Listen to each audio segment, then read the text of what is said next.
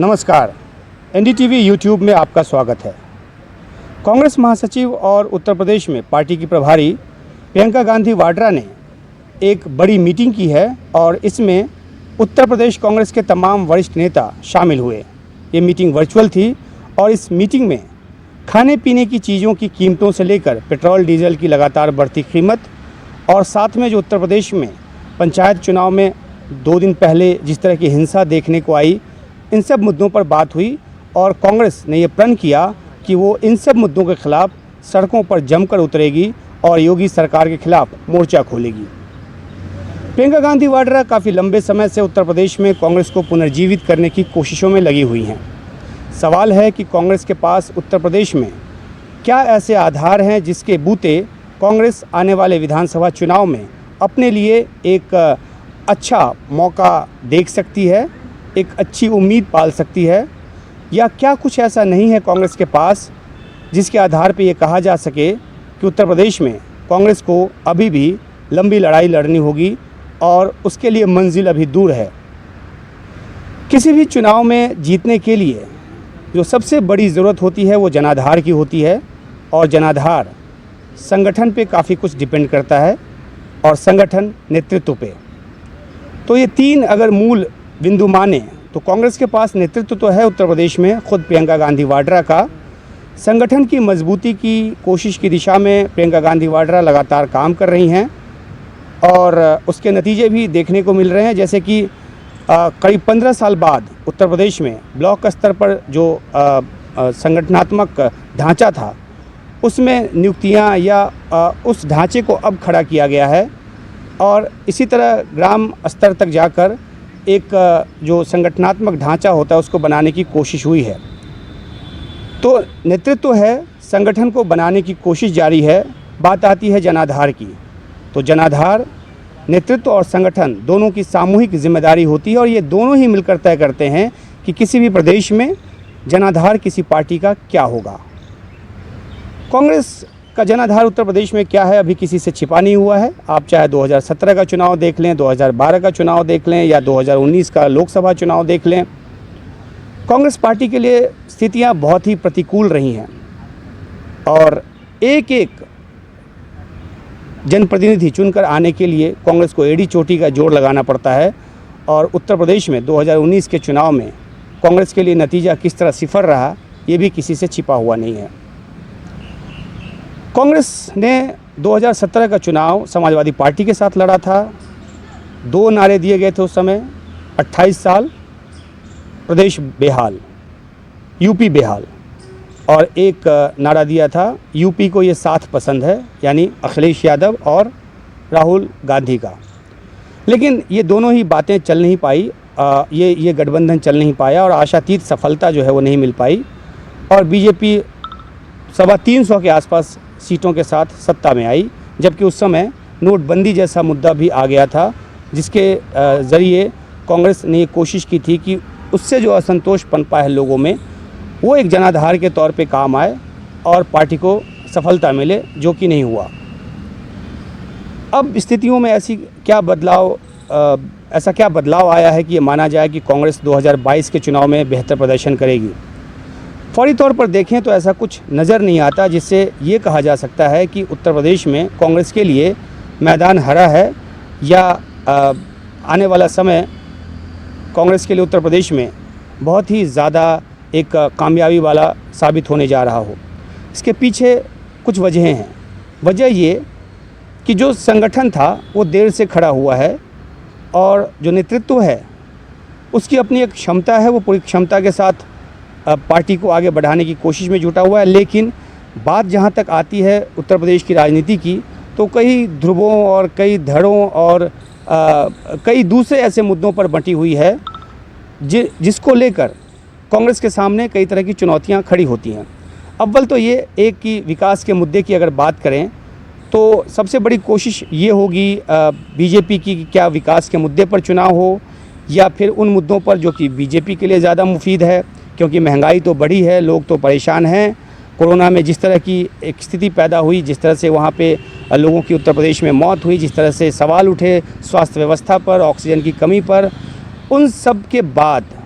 योगी सरकार ने जिस तरह के विज्ञापन देने शुरू किए, जिस तरह से एक नैरेटिव बनानी शुरू की और जिस तरह से एक प्रभामंडल बनाने की कोशिश शुरू की कि उत्तर प्रदेश सरकार ने बहुत ही अच्छा प्रदर्शन किया और इसलिए कोरोना के काल से उत्तर प्रदेश बाहर निकलकर सामने आ पाया, तो नैरेटिव बदलने की कोशिश थी। और इस बीच कांग्रेस ने अगर वहाँ पर आगे बढ़कर उस संगठनात्मक तरीके से लोगों तक कुछ मदद पहुँचाने की कोशिश की तो वो तब की बात है, आज की तारीख में कोई उसकी बात उत्तर प्रदेश में नहीं करता।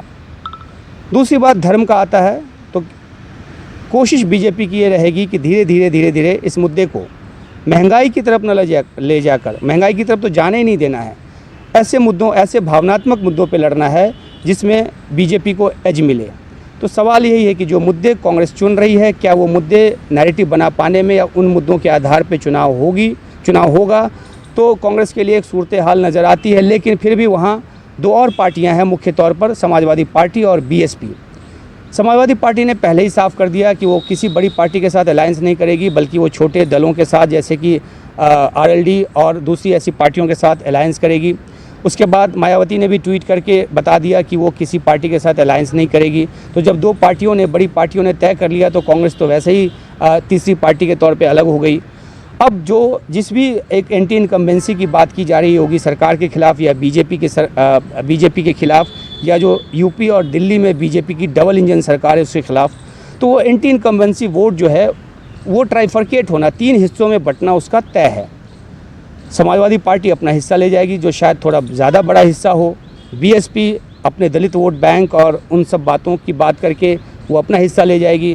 कांग्रेस के हिस्से कुछ उसके अपने पुरातन जो वोट हैं वो आएंगे और जिस तरह से कांग्रेस पार्टी एक अपने संगठनात्मक मजबूती की दिशा में लगी है उस बूते वो कुछ वोट जुटा पाएगी। लेकिन कांग्रेस पार्टी के भीतर भी ऐसे नेता हैं जो ये मानते हैं कि अभी कांग्रेस पार्टी की स्थिति उत्तर प्रदेश में ये नहीं हुई है कि वो अपने बूते ज़्यादा कुछ कर सके। एक बड़ी बात कही जाती है वो ये कि दिल्ली का रास्ता उत्तर प्रदेश होकर गुजरता है। 2024 में लोकसभा चुनाव होगा और 2024 में जब लोकसभा चुनाव होगा तो 2022 में कौन सी पार्टी क्या प्रदर्शन करेगी वो एक तरह से पैमाना बनेगा। हालांकि 2 साल बाद के चुनाव में कोई भी 2 साल पहले का पैमाना काम नहीं करता है, बीच में बहुत सारी बातें हो जाती हैं, पुल के नीचे से बहुत पानी बह जाता है और फिर नए मुद्दे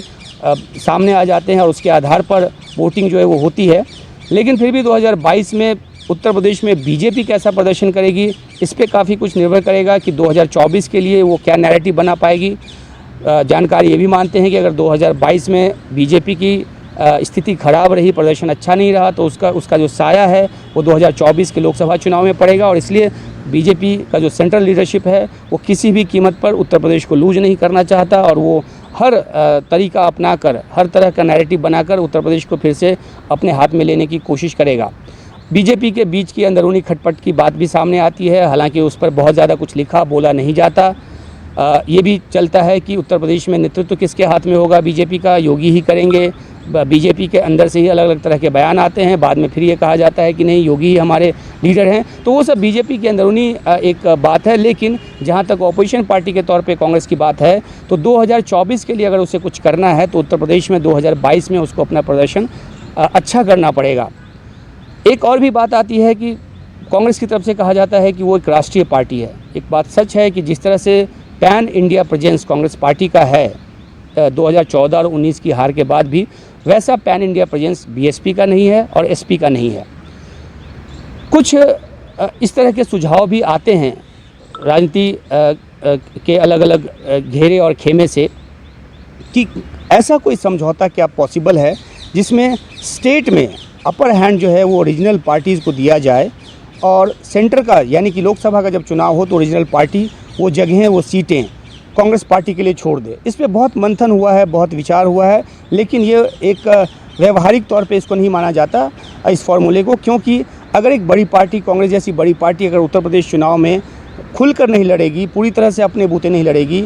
जो कि गलती वो पीछे करती रही है, तो उसके पार्टी वर्कर्स में वो जोश नहीं आएगा, वो जज्बा नहीं आएगा और फिर वो आगे के लिए तैयार नहीं होंगे मनोवैज्ञानिक तौर पे और डिमोरलाइज हो जाएंगे। तो यही वजह है कि ये दलील वेस्ट बंगाल के चुनाव के लिए भी दी गई थी और ये दलील उत्तर प्रदेश के लिए भी लागू होता है कि कांग्रेस को अपने बूते लड़ना वहाँ पर ज़रूरी है। हाँ, कांग्रेस पार्टी अगर अलायंस करना चाहे किसी और पार्टी के साथ, और अगर वो पार्टी तैयार होती है तो बात अलग है।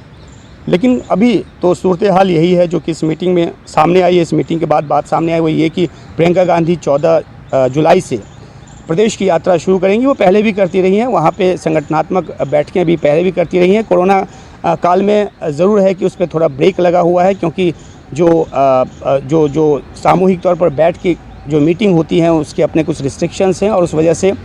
हर राजनेता की गतिविधियों पे कुछ न कुछ असर पड़ता है। लेकिन अब जिस तरह से वो आगे निकलकर 2022 के चुनावी समर में कूदने जा रही हैं, सवाल उठकर यही सामने आता है कि जो संगठन उन्होंने खड़ा करने की कोशिश की है वो जनता से किस तरह कनेक्ट कर पाती है और किस तरह से उनको मोटिवेट कर एक विकल्प के तौर पे कांग्रेस को ही सामने रख पाती है, क्योंकि यही कोशिश समाजवादी पार्टी की तरफ से भी होगी, यही कोशिश बीएसपी की तरफ से भी होगी। तो राह मुश्किल है, और कांग्रेस पार्टी को क्योंकि एक सेमीफाइनल के तौर पे वो भी 2022 के यूपी चुनाव को देख रही है 2024 के पहले,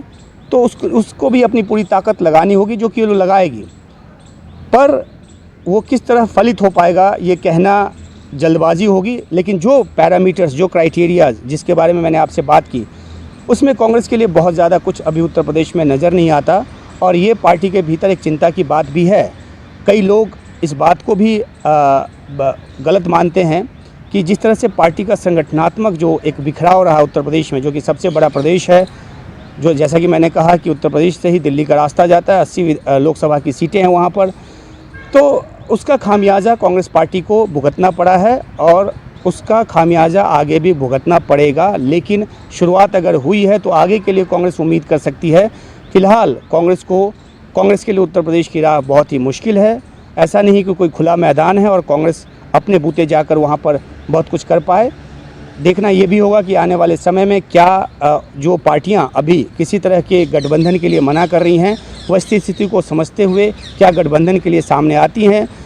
वोटों का अपना गुना भाग होता है, जो जातीय समीकरण हैं उसके अपने जो कैलकुलेशंस हैं वो होते हैं। उन सब को देखने के बाद और उन सब से एक वाबस्तगी करने के बाद हो सकता है कि एसपी ने जो अभी कहा है कि वो नहीं जाएंगे किसी पार्टी के साथ, एसपी नहीं जाएगी किसी पार्टी के साथ समझौता करने, उसके रुख में थोड़ा बदलाव आए, ये देखे कि चुनौती ज़्यादा बड़ी है